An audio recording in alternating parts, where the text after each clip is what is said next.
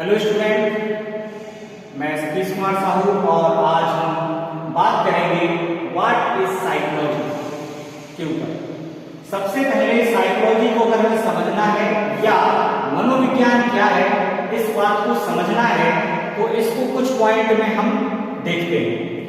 मनोविज्ञान वह शैक्षिक और अनुप्रयोगात्मक विद्या है जो प्राणियों में, कौन से प्राणी, मनुष्य और पशु दोनों ही इसमें शामिल हैं, आदि के मानसिक प्रक्रियाओं, अनुभवों, व्यक्त अव्यक्त दोनों प्रकार के व्यवहारों का एक क्रमबद्ध तथा वैज्ञानिक अध्ययन प्रस्तुत करती है। यानी मनोविज्ञान एक ऐसी विज्ञान है जिसमें हम मनुष्यों का भी अध्ययन करते हैं और पशुओं का भी अध्ययन करते हैं। इन दोनों ही प्राणियों में किस चीज का अध्ययन किया जाएगा? मनुष्य के व्यवहार का अध्ययन किया जाएगा और पशु के भी व्यवहार का अध्ययन करने का काम मनोविज्ञान करती है। साथ ही साथ आप देखते हैं कि मानसिक प्रक्रियाओं, यानी मनुष्य में और पशुओं में किस तरह की मानसिक प्रक्रियाओं के द्वारा उनको अनुभव प्राप्त होते हैं और वो कुछ व्यवहार में उन क्रियाओं को व्यक्त कर देते हैं और कुछ को व्यक्त नहीं करते हैं, अर्थात अव्यक्त क्रियाएं करते हैं। इस प्रकार के कारकों का भी अध्ययन मनोविज्ञान की विद्या में किया जाता है। दूसरे पॉइंट में अगर हम देखें तो हमें पता चलता है कि प्रेक्षणीय व्यवहार का भी अध्ययन मनोविज्ञान में किया जाता है, अर्थात ऐसा व्यवहार जिसका किसी भी तरह के डेटा के रूप में कलेक्शन करके उसका प्रेक्षण किया जा सके, उस विज्ञान को ही हम मनोविज्ञान कहते हैं।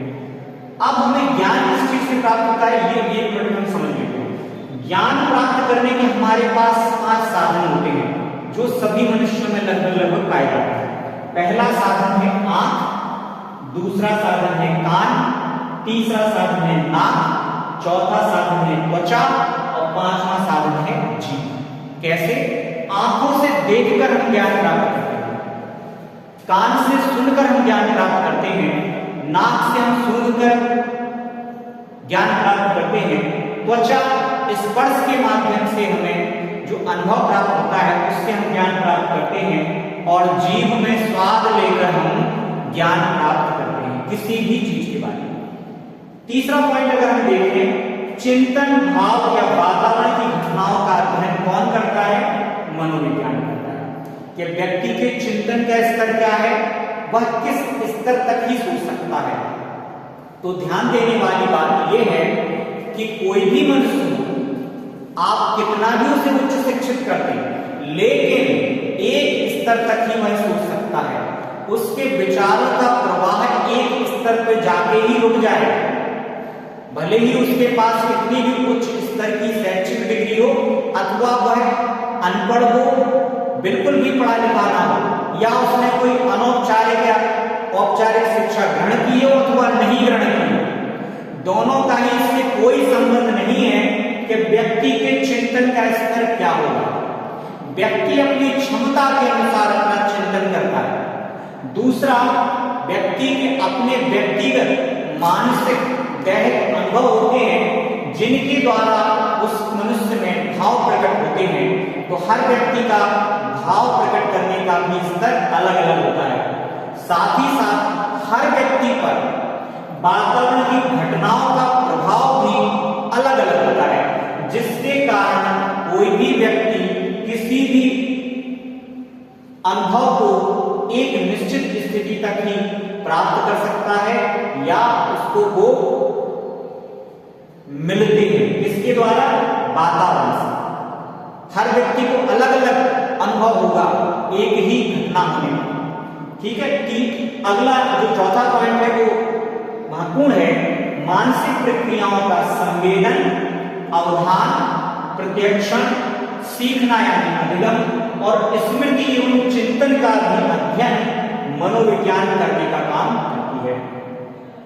व्यक्ति की संवेदना का स्तर क्या है, व्यक्ति किस प्रकार की अवधानों से प्रभावित हो जाता है, किस प्रकार से किसी घटना को देखता है, समझता है और उससे सीखने का प्रयास करता है वह सीख जाता है उसकी स्मृति कैसी है, यानी किसी भी बात को, किसी भी तथ्य को वो किस तरह से अपनी स्मृति में संजोकर रखता है और किस स्तर तक रख सकता है।